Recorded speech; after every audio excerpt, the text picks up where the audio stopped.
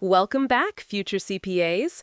This is part two of our series, Financial Reporting, which covers the first area of the Financial Accounting and Reporting section of the AICPA exam. If you're new here, don't forget to hit subscribe and share this with your fellow CPA candidates who are looking for quality review materials for free.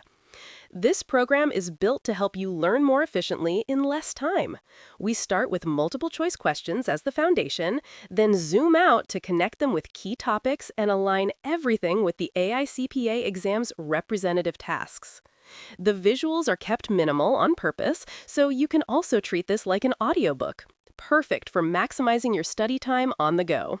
Wishing you the best on your CPA journey. All right, next question. Which of the following best reflects the purpose, objectives, and structure of the Statement of Comprehensive Income? Choice A says it only reports net income and shows realized earnings available for dividends. Nope.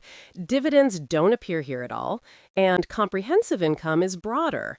It's not just realized income, it's also unrealized items that bypass net income. So A is out.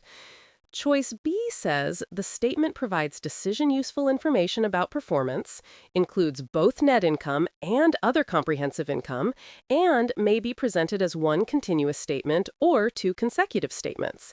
That is exactly what ASC 220 requires. Comprehensive income is defined as net income plus OCI. And OCI items are things like foreign currency translation adjustments. When you consolidate a foreign subsidiary, the translation plug goes into OCI. Unrealized gains and losses on available for sale debt securities, those don't hit net income until realized, so they sit in OCI. Pension adjustments, things like actuarial gains and losses or prior service costs. Cash flow hedge effective portions, the hedge accounting quirks send the effective piece into OCI until reclassified. These are the kinds of things that can swing equity without running through net income. And GAAP says you can show all this in either one continuous statement of comprehensive income or in two consecutive statements, income statement followed by a statement of comprehensive income. Choice B captures all of that, so it's correct. Choice C tries to trick you into thinking comprehensive income includes dividends, stock issuances, and treasury stock. Wrong. Those are owner transactions. They go straight to equity. Comprehensive income is strictly about performance. Choice D says it must be presented as a single continuous statement. That's not true. You have a choice of formats, so it's too rigid. So again, the winner here is choice B. Think of OCI as GAAP's parking lot for certain gains and losses. These are real economic changes, but standard setters decided they shouldn't run through net income yet because they distort performance or don't meet the recognition criteria for earnings. So they live temporarily in OCI and later get reclassified into net income when the timing is right. Here are the main categories under US GAAP ASC 220. Unrealized gains and losses on available for sale AFS debt securities. These bypass net income until the securities are sold. Example, if your AFS bond increases in fair value by $20,000 at year end, that $20,000 goes to OCI, not net income. When you sell the bond, that OCI balance gets recycled into earnings. Twist alert! Equity securities, under ASC 321, don't do this anymore. Unrealized gains, losses on equity investments go directly to net income. That's a favorite exam trap. Foreign currency translation adjustments, ASC 830. If you consolidate a foreign subsidiary with a non-USD functional currency, the translation plug, to balance assets and liabilities after applying different rates, goes into OCI. This is different from transaction gains losses, which always hit net income. Translation equals OCI. Transaction equals income. 3. Pension and post-retirement benefit plan adjustments, ASC 715. Items like actuarial gains and losses, prior service costs, and transition assets liabilities go to OCI when they arise. Then they're amortized into net periodic benefit cost over time. So OCI serves as a smoothing mechanism. 4. Cash flow hedge adjustments, ASC 815. If a hedge is designated as a cash flow hedge, the effective portion of the derivative's gain or loss goes to OCI. Later, it's reclassified into net income in the period the hedged item affects earnings. The ineffective portion? Straight to net income. Why OCI exists? The big picture, OCI prevents volatile, temporary, or mismatch changes from hitting net income immediately. Imagine if every swing in foreign currency rates or bond values ran through net income. Earnings would be a roller coaster. OCI smooths the ride while still making sure investors see the effect in equity. Now, let me give you a few ways the CPA exam might twist this. They'll throw in an equity security with unrealized gains and see if you incorrectly put it in OCI. Remember, since ASC 321, equity securities' unrealized changes go to net income, not OCI. They might ask about a foreign currency payable transaction. Those gains or losses go to income, not OCI. OCI is for translation adjustments only. They'll test whether you know that pension remeasurements stay in OCI until amortized, not expensed immediately. They may even give you a hedge scenario. Effective portion to OCI, ineffective portion to income. If you flip that, they've got you. So, when you see OCI, think of 4 buckets. 1. Unrealized AFS debt gains. Foreign currency translation adjustments. 3. Pensions and post-retirement adjustments. 4. Cash flow hedge effective portions. That's it. Those 4 show up in OCI and then eventually recycle into net income. Everything else? Straight to income.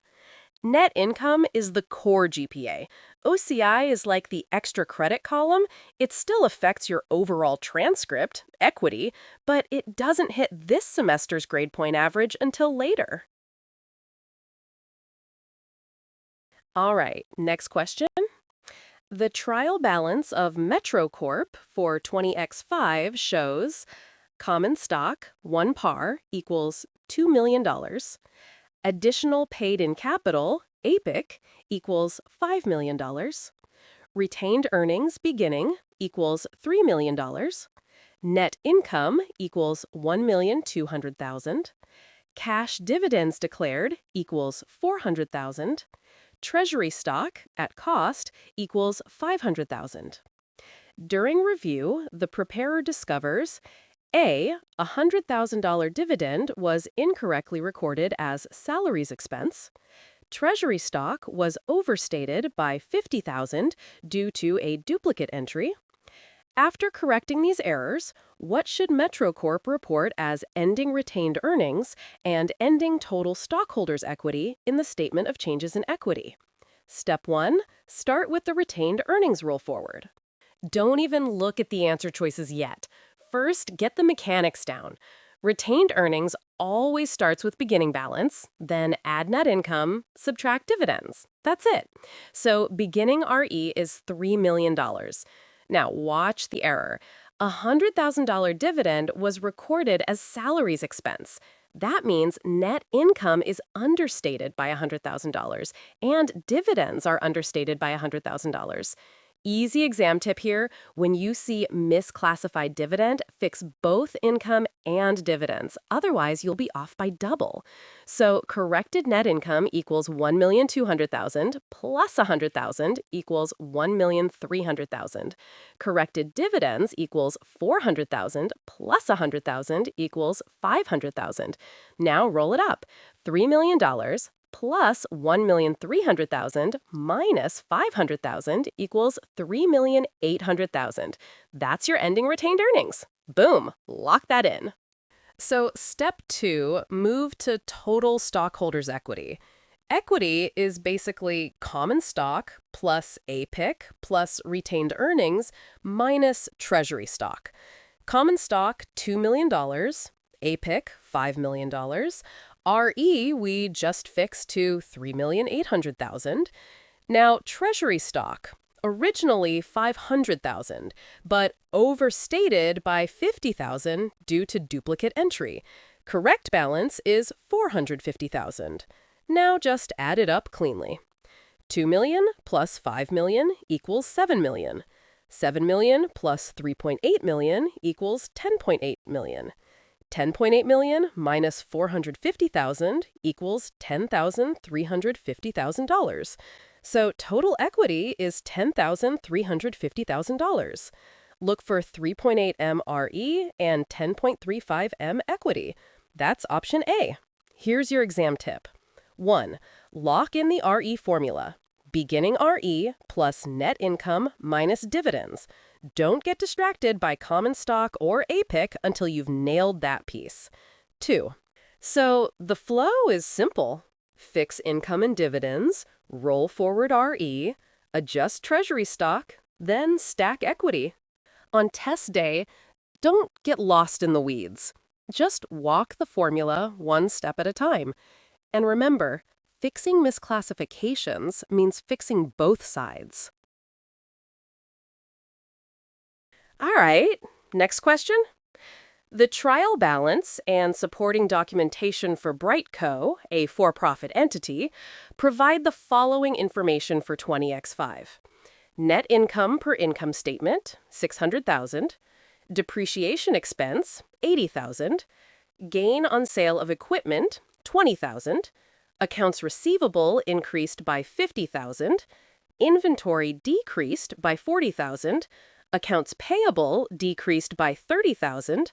Equipment purchased for cash, $150,000. Bonds payable issued at par for cash, $500,000. Dividends declared and paid, $200,000. During review, the preparer discovers a $25,000 cash payment for insurance was misclassified as a financing outflow instead of an operating outflow.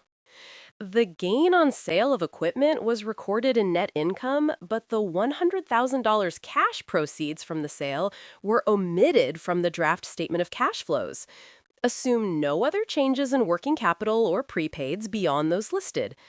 After correcting these errors, what should Brightco report as net cash provided by operating activities and as the total net change in cash for the year using the indirect method? All right, candidate, let's not panic. This is one of those cash flow statement problems that looks overwhelming, but if you go procedural, you can get it. Let's do it step by step. Step 1, start with net income. We've got $600,000. That's our starting point for the indirect method. Step 2, add back non-cash items. Depreciation of $80,000 is non-cash, so we add it back. That takes us up to $680,000. Step 3, remove non-operating gains. We've got a $20,000 gain on sale of equipment in net income. Gains aren't cash inflows. The proceeds show up in investing. So we subtract the $20,000. That takes us down to $660,000. Step 4, working capital changes. Accounts receivable increased by $50,000. More receivables means less cash, so subtract $50,000. That's $610,000. Inventory decreased by $40,000. That freed up cash, so add $40,000. Now we're at $650,000. Accounts payable decreased by $30,000. That means we paid down liabilities, so subtract $30,000. That leaves us with $620,000 from operating activities. Now, about that $25,000 insurance payment that was misclassified as financing. Exam trick here? Under the indirect method, the expense already flowed through net income.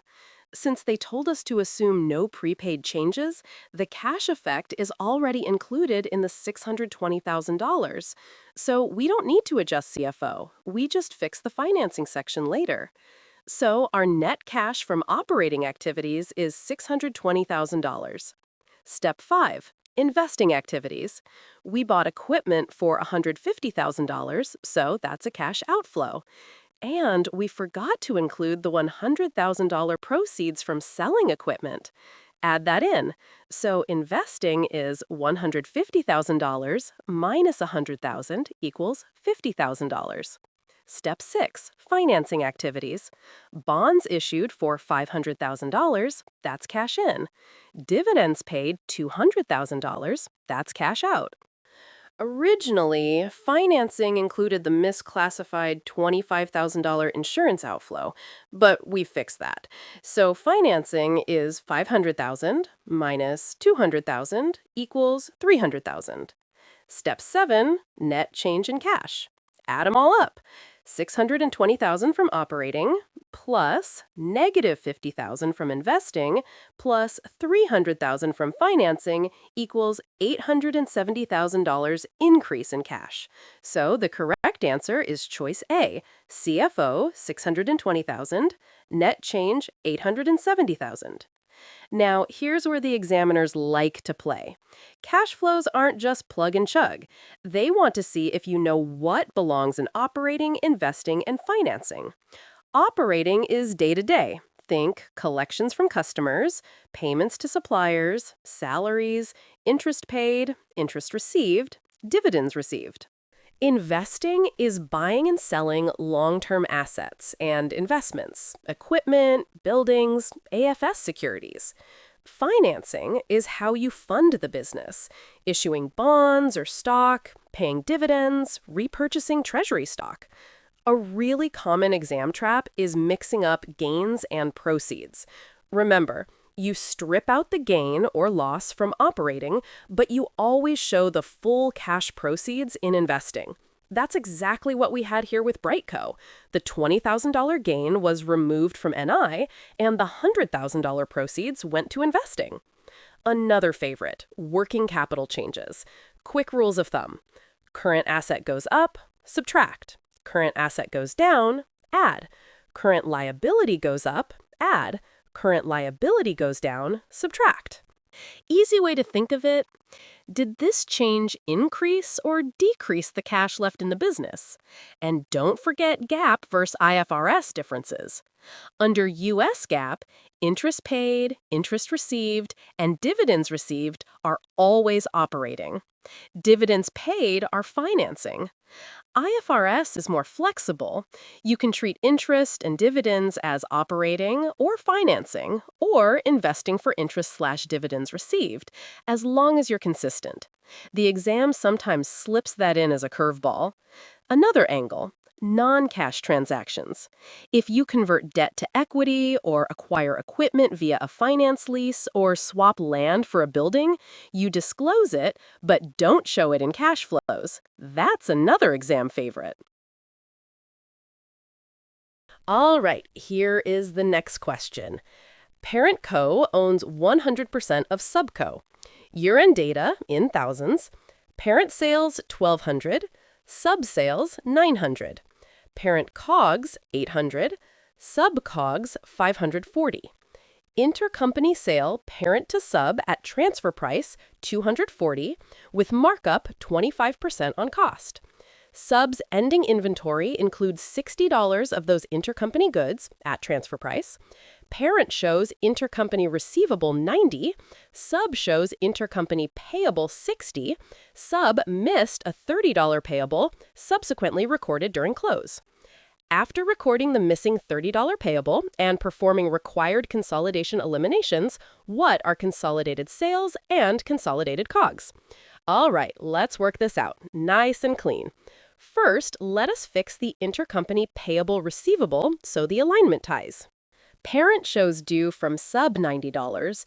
Sub initially shows due to parent $60. Sub missed a $30 payable, they recorded it during close, so the AR/AP now both equal 90. Good, that means our due to, due from elimination won't leave a stray balance, and it won't affect consolidated P&L. Next step, consolidated sales. Add parent and sub external totals first. 1,200 plus 900 equals 2,100. Eliminate the entire intercompany sale at transfer price, 240 P to S. 2,100 minus 240 equals 1,860. So consolidated sales equals 1,860. That immediately knocks out choice C, which kept 2,100. Next, consolidated COGS. Remove intercompany effects and strip the downstream profit stuck in subs ending inventory. Start with combined COGS. 800 plus 540 equals 1,340. So let's talk about why we add that unrealized profit back into consolidated cost of goods sold. Here's the story. Parent sells to sub at a markup. Parent records a profit on that sale right away because, from parent's point of view, it shipped the goods and earned the margin. Sub now has those goods sitting in its ending inventory at the higher transfer price. But from the group's perspective, nothing has really happened yet. The consolidated entity still owns those goods. They haven't gone outside to a real third-party customer. So the group hasn't earned that profit. It's like bragging you made money selling your bike to your sibling. The family as a whole is no richer. That's why we call it unrealized profit. It's profit that exists in the parent's separate books, but isn't real for the consolidated entity. Now, how do we fix that? We need to remove that fake profit from the group's income. The way we do it is by increasing consolidated cost of goods sold. Why? Because cost of goods sold is what keeps profit honest. If ending inventory is overstated by built-in profit, then cost of goods sold is understated. By adding back that unrealized profit to cost of goods sold, we're essentially saying, no, group profit is lower until those goods are sold externally. Next, let us look at the effect of the corrected year-end payable on the ending inventory unrealized profit cleanup. Let's slow this down and make it really clear. The sticking point here is why the profit adjustment ends up being 12,000 instead of 18,000. Even though at first glance, it looks like you should take the whole 90,000 of inventory at transfer price and strip 20% of that. Let's talk it through step by step. First, remember the basic situation. Parent sold goods to sub for $240,000 at transfer price. Parent marks up at 25% on cost, which works out to 20% on sales. At year-end, sub's ending inventory included 60,000 of those intercompany goods. On top of that, sub had missed recording a 30,000 payable to parent, which also means it had missed increasing its inventory by 30,000. Once that error was corrected, sub's ending inventory now shows 90,000 of intercompany goods at transfer price. Now, if you just look at that 90,000, you'd say, okay, 20% of 90 is 18. So shouldn't we strip out 18,000 of profit? That's the natural first instinct. But here's the catch. When we do the consolidation process, we don't just look at the ending inventory in isolation.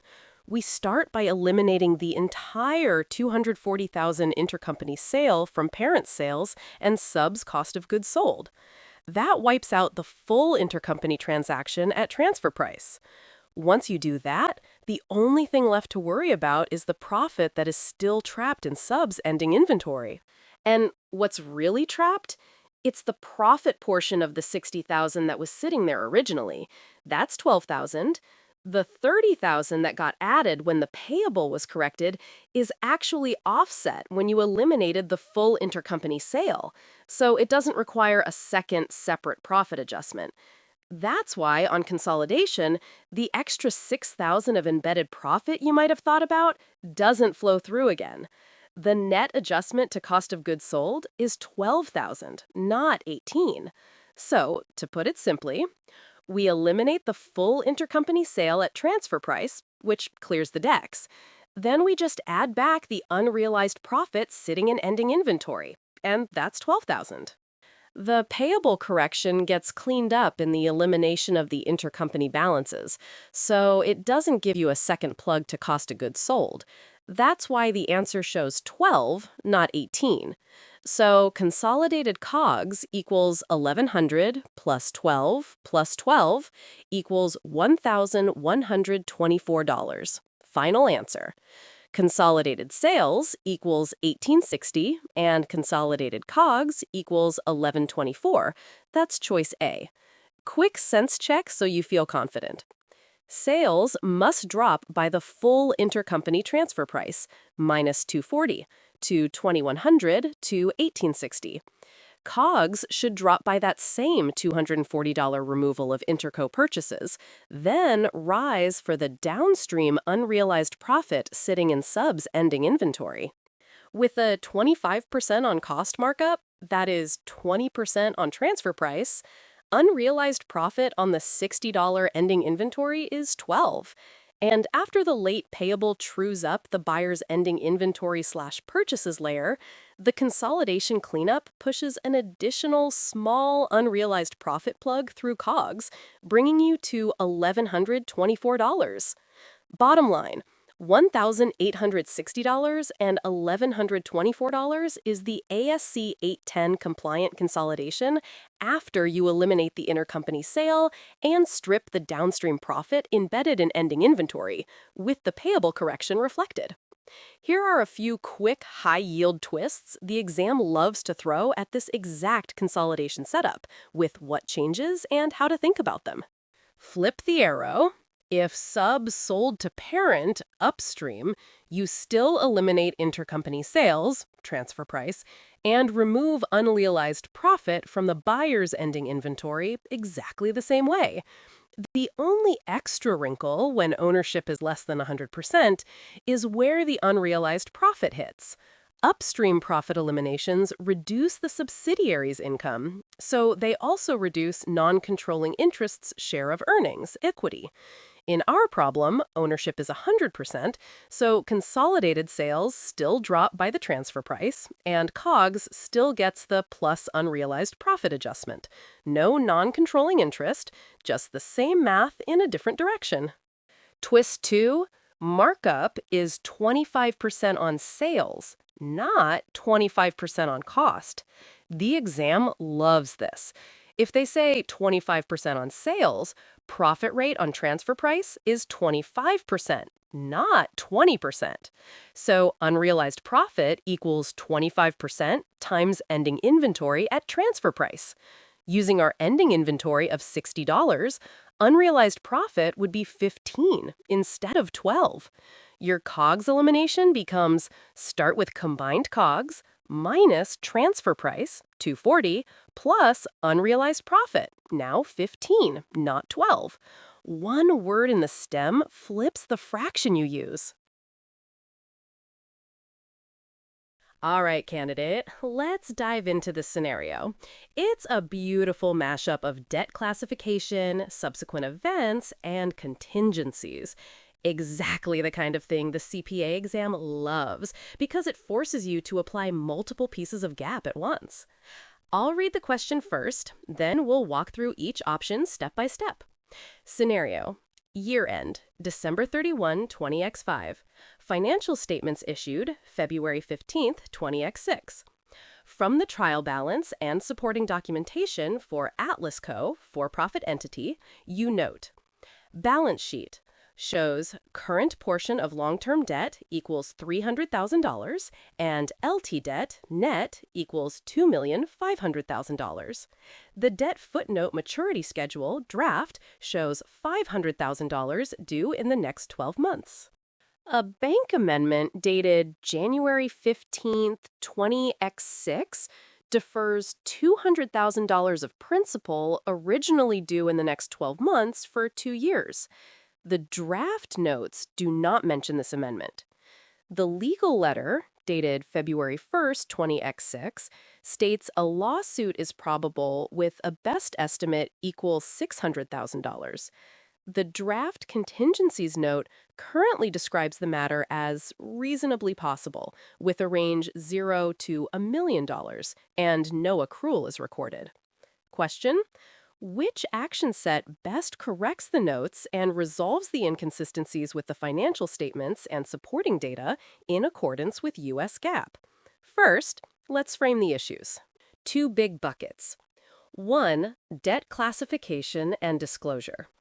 Under ASC 470, a short-term obligation can be shown as non-current if a refinancing or amendment is executed before the financial statements are issued and the new terms push repayment beyond 1 year. Here, the amendment was signed on January 15, 20X6.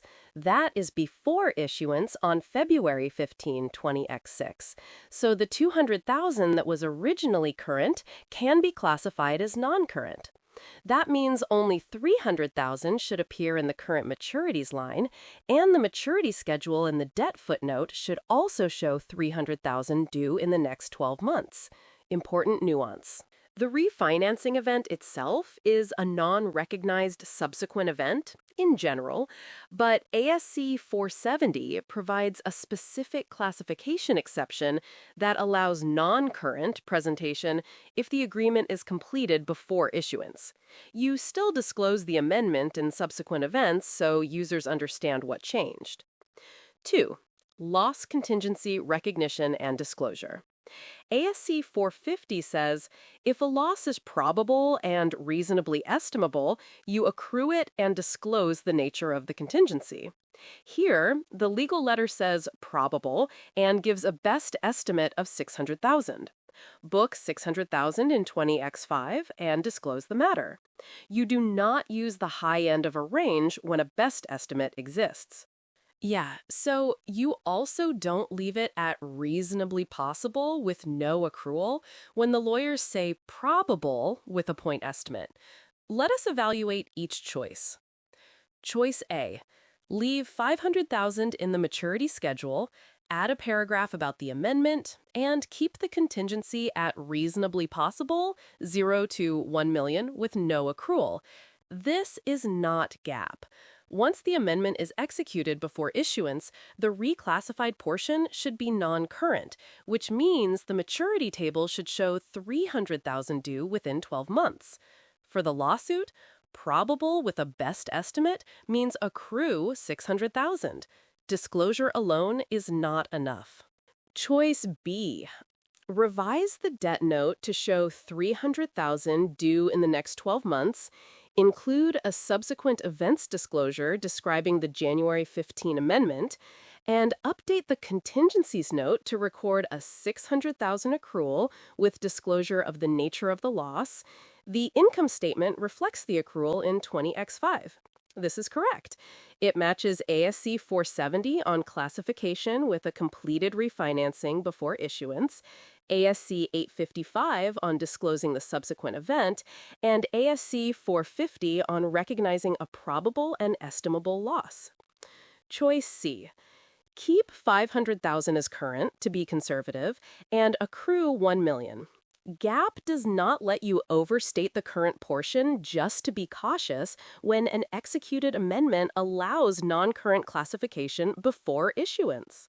For the loss, when a best estimate exists, you record the best estimate, not the top of the range. Choice D. Remove the amendment, keep $500,000 current, and call the lawsuit remote. That is not GAAP. It understates the debt disclosure and ignores a probable loss that should be accrued. Correct answer? Choice B. Debt. Show $300,000 due in 12 months, move $200,000 to long-term, and disclose the January 15 amendment as a subsequent event. Contingency. Accrue $600,000 in 20X5 financials, disclose nature, and update the note. For debt refinancings, the golden rule is if the refinancing agreement is signed before the financial statements are issued, you can treat that portion as long-term. If it's just intent or a later deal, then no, keep it current. For contingencies, match the probability language. Probable plus estimable, accrue. Reasonably possible, disclose only. Remote equals Usually nothing unless it's a guarantee-like item. And always remember, you don't just pick the most conservative number. GAAP requires you to record the best estimate. Let's layer in a couple of high-yield twists, the kind the CPA exam loves to sneak in. Twist 1. Refinancing after issuance. If the amendment were signed on March 1, 20X6, which is after issuance, you would not reclassify to non-current. You would keep $500,000 as current and disclose the later refinancing in subsequent events. Twist 2. Probable range with no point estimate. If the lawyers say probable with a range of $400,000 to $700,000 and no single best estimate, record the low end of $400,000 and disclose the range. Do not book the midpoint or the high end unless that is the best estimate. Twist 3. Subsequent event type. The refinancing is a non-recognized subsequent event in general, but ASC 470 allows non-current classification when the agreement is executed before issuance. You still disclose the event. For the lawsuit, if the underlying cause existed before year end, the new legal letter is evidence about an existing condition. That is recognized in 20X5 with an accrual and disclosure. If the cause arose after year-end, you would disclose only. Twist 4. IFRS contrast. Under IFRS, a refinancing signed after year-end but before issuance does not change classification. Classification is based on the position at the reporting date. So under IFRS, you would keep the amount as current even if the agreement is signed before issuance. Dates drive classification and recognition. For debt, an executed agreement before issuance can justify non-current classification under ASC 470 with disclosure. For contingencies, probable and reasonably estimable means accrue and disclose. Reasonably possible means disclose only. Remote usually means no disclosure, unless it is a guarantee type item. Do not default to the most conservative number. GAAP requires the best estimate when one exists.